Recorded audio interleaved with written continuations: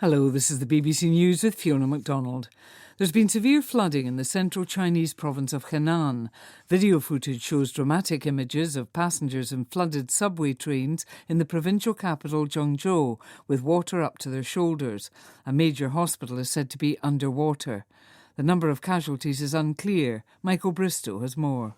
An aluminium alloy factory apparently got inundated and that led to explosions. Also, near Zhengzhou, there's a dam which the army is warning is near to collapse because so much water has actually breached the dam in one particular place.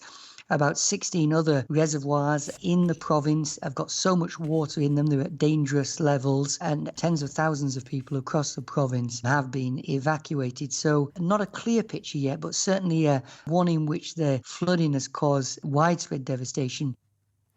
The latest reports on the use of hacking software sold by an Israeli firm suggest current and former world leaders were among those whose phones may have been targeted. The Washington Post says the presidents of France, South Africa and Iraq were on the list, along with the King of Morocco and several prime ministers. Gordon Carrera has more.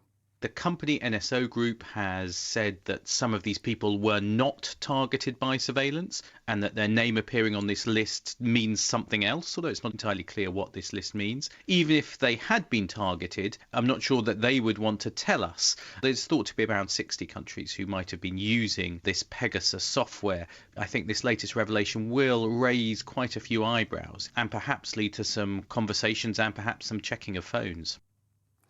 Haiti's new Prime Minister Ariel Henry has formally taken office nearly 2 weeks after the country's president, Jovenel Moïse, was shot dead in an attack on his residence in the capital Port-au-Prince.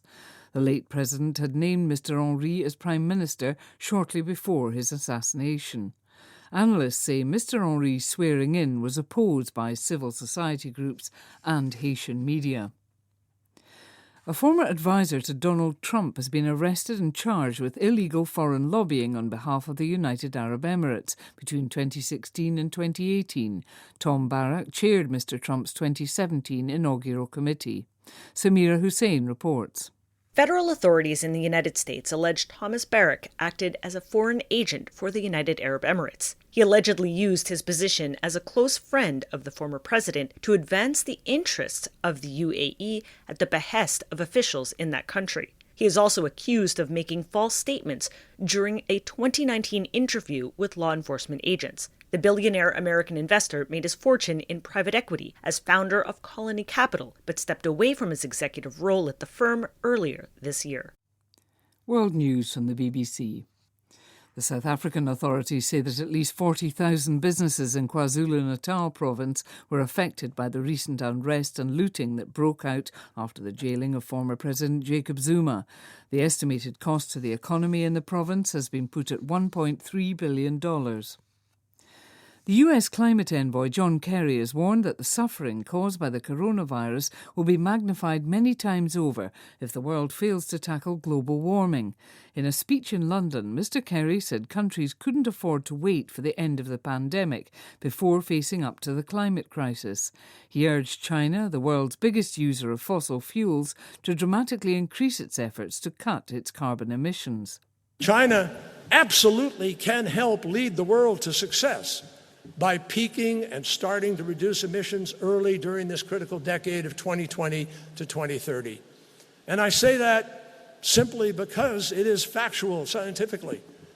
The truth is there's no alternative because without sufficient reduction by China, together with the rest of us, the goal of 1.5 degrees is essentially impossible. France is to accelerate its COVID vaccination programme as a fourth wave of the virus takes hold. The aim is to give 40 million people their first dose by the end of July, a month ahead of schedule. 18,000 new coronavirus cases have been recorded in the latest 24-hour period, a new record.